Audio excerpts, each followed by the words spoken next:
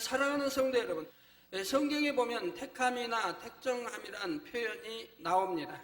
이 땅에 많고 많은 사람들 가운데 하나님께서 인간 경작을 계획하시고 그 섭리를 이루시기 위해서는 특정한 인물을 택정하여 쓰시는 경우도 있고, 일반적인 기준을 정하여 그 기준 안에 들어온 사람을 택하여 쓰시는 경우도 있습니다.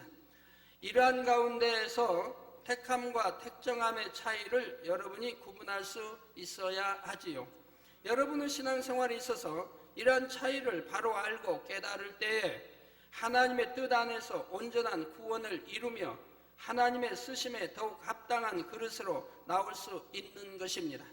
먼저 택함이라 하는 것은 하나님께서 어떠한 테두리를 만들어 놓으셔서 그 안에 들어온 사람은 누구나 택함 받을 수 있다는 것을 말합니다. 예를 들어 구원의 문제라면 구원 후 테두리를 만들어 놓으시고 그 안에 들어온 사람은 누구나 구원받을 수 있는 것입니다. 즉 믿음으로 예수를 구주로 영접하여 하나님의 말씀대로 살아가는 사람을 하나님의 택함을 받았다 하는 것이지요. 어떤 사람들은 마치 하나님께서 주권적으로 구원받을 자와 구원받지 못하고 멸망받을 자를 처음부터 이미 택해 놓으신 것처럼 생각합니다. 그래서 한번 주님을 영접하고 구원받은 사람은 그때부터 비록 말씀대로 살지 못해도 결국은 구원받도록 강권적으로 역사하신다고 착각하는 사람도 있습니다. 그렇게 가르치는 교회들이 많이 있습니다. 그런 교단들도 있고요. 그렇기 때문에 빛 가운데 살지 못하는 것이고 죄를 지으면서도 구원받은 걸로 알고 있는 것이고 세상과 짝하여 살아가게 되는 것입니다. 자, 그러나 우리 하나님은 결코 그런 하나님이 아닙니다. 하나님은 구원의 테두리를 만들어 놓으셨기에 자유의지 가운데 믿음을 가지고 이 테두리 안에 들어오는 사람은 하나님의 택함을 받아 구원에 이르게 되는 것이지요. 반면 구원의 테두리 안에서 스스로 들어오지 않으면 택함 받지 못하며 일단 들어왔다 해도 다시 나가 버리면 이는 처음부터 들어오지 않은 사람과 마찬가지로 택함을 받지 못한 것이 되어 구원받지 못하고 사망에 이르게 되는 것입니다. 계시록에도 보면은 이미 생명책 이름이 농명 기록되었다 할지라도 내가 마음에 옷을 빨지, 즉 마음에 할례하지 않으면은 생명책에서 그 이름을 흐려버린다 했습니다. 지워버린다. 흐려버리면 지워지는 거죠. 이렇게 택함을 받았다 해도 내 스스로가 믿음 생활을 하지 않으면 다시 생명책에서 이름이 지워져 버리게 되는 것입니다. 자, 그래서 마태복음 22장 14절에는 청함을 받은 자는 많되 택함을 입은 자는 적으니라 하신 것입니다.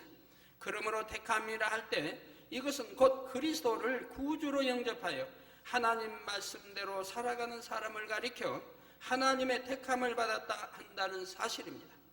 그러면 다음으로 택정함이란 무엇입니까? 이는 만세 전부터 모든 것을 예지하시고 예정하신 하나님께서 인간 경작의 섭리를 이루시기 위해 어떤 사람을 택하셔서 그 삶을 전폭적으로 주관해 가시는 것입니다. 예를 들어 믿음의 조상으로 세우신 아브라함이나 이스라엘의 머리가 되게 하신 야곱, 출애굽을 위해 택하신 모세 등이 바로 하나님의 섭리에서 큰 사명을 감당하기 위해 택정함을 입은 사람들이지요. 또 로마서 1장 1절에 예수 그리스도의 종 바울은 사도로 부르심을 받아 하나님의 복음을 위하여 택정함을 입었으니 하신 대로 사도 바울 역시 신약시대 복음 전파를 위해 택정함을 입은 사람입니다. 특별히 이방인을 구원하기 위한 이방인의 사도로 택정함을 받게 되었지요. 세상 모든 것을 미리 아시는 하나님께서는 경작의 섭리 가운데 어느 시점에 이르면 어떤 중심과 마음을 가진 사람이 태어날 것을 아십니다. 그러므로 하나님께서 원하시는 목적을 위해 사용하실 사람을 선택하여 하나님의 섭리 가운데 큰 사명을 이루게 하시는 것입니다. 하나님은 만세전에 이미 아시고 설계하여 이렇게 나왔기 때문에 언제는 어떤 중심에 어떤 인물이 태어날까 하셔서 나에게 이제 계획 안에 세워 놓으시고 그런 사람들이 택정함 속에 들어있는 사람이라 이 말. 그런 사람들을 연결고리를 만들어서 저기 이제 6천년의 인간 경작을 이루게 하신 것이라 이 말입니다. 자, 이렇게 택정함을 입은 사람은 그가 잉태되고 태어나는 과정은 물론 그 삶의 매 순간을 하나님께서 친히 간섭하십니다. 어디를 가서 무엇을 한다 하더라도 하나님의 주관하심 가운데 연단을 잘 받아 결국은 그 사명을 능히 감당하게 되는 것입니다. 예를 들어 사도 바울은 이방인의 사도로서 사람으로서는 감당 못할 엄청난 고난을 겪으면서 온 세계에 주의 복음을 전파하기 위해 택하심을 입었습니다.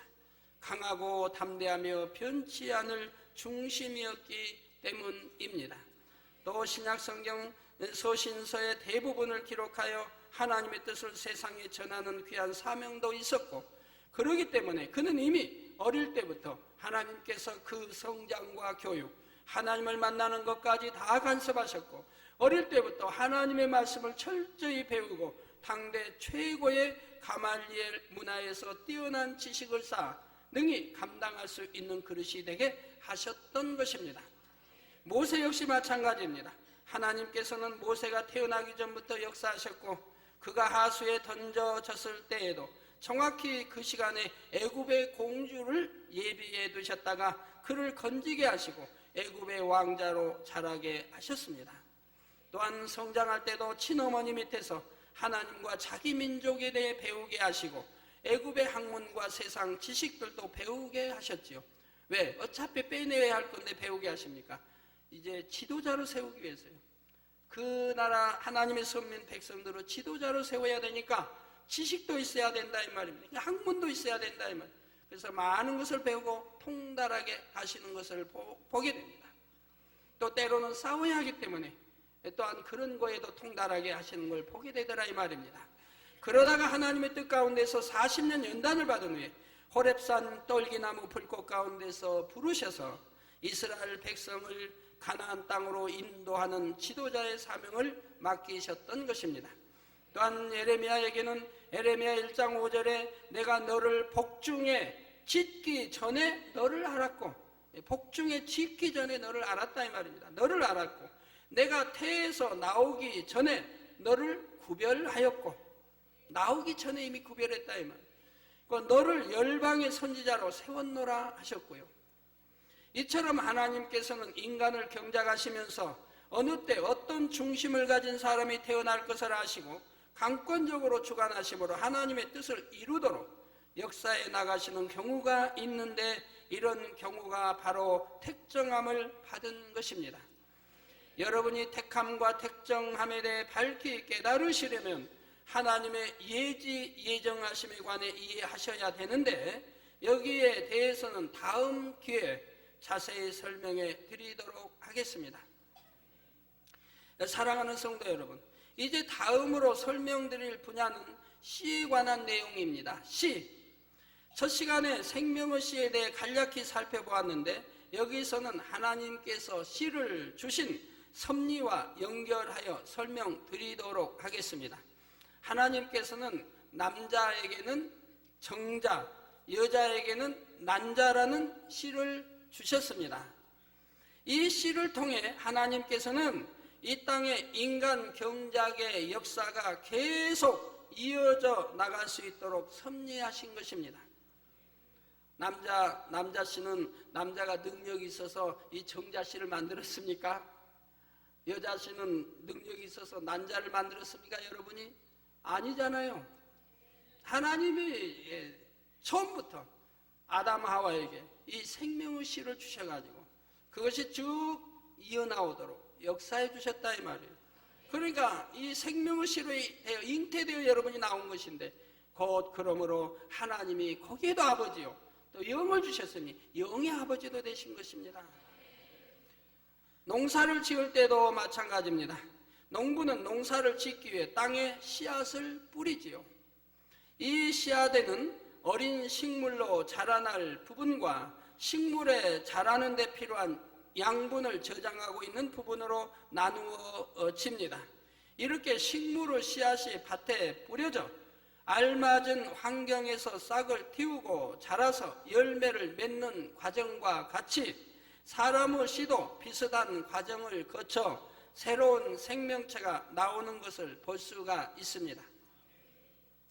즉 정자와 난자가 결합하여 생명이 잉태되고 또 잉태된 생명은 모체로부터 영양분을 공급받으며 일정한 온도와 환경에서 자라나게 되는 것입니다. 그런데 여기서 우리가 한 가지 생각해 보아야 할 것이 있습니다. 그것은 농부가 씨앗을 땅에 뿌리고 열심히 경작을 하는 까닭은 바로 열매를 거두기 위해서라는 사실입니다. 그러면 이 열매란 과연 무엇일까요? 식물의 열매와 같이 눈에 보이고 먹을 수 있는 그런 열매가 아니라 우리가 맺어야 하는 열매는 우리의 영혼의 열매를 말합니다. 다시 말해 우리 주님을 닮은 아름답고 선한 마음을 이루어 하나님의 잃어버린 형상을 온전히 회복하는 것이 우리가 이 땅의 삶을 살면서 맺어야 하는 열매인 것입니다. 이 열매를 맺지 못하면 우리 아버지 하나님이 계신 천국에 들어갈 수 없고 그 영혼은 쭉정이와 같이 아무런 가치가 없기 때문에 결국은 지옥불에 던져 살라지게 되는 것입니다. 농부가 씨를 뿌려 이제 열매를 거둘 때에 알곡은 거둬 창고에 들이지만 쭉정이는 아무 쓸모가 없기 때문에 먹을 수도 없고 아무 쓸모가 씨바지할 수도 없고 쓸모가 없기 때문에 불에 살라버린다 이 말이에요. 자, 그렇다면 여러분들은 과연 얼마나 열매를 맺고 있는지 돌아보시기 바랍니다. 성령의 9가지 열매를 얼마나 맺고 있습니까? 우리가 하나님께서 원하시는 아름다운 열매들을 주렁주렁 맺을 때 정령이 그 삶이 가치로운 것이며 아름다운 천국에 들어갈 수 있음을 기억하시기 바랍니다.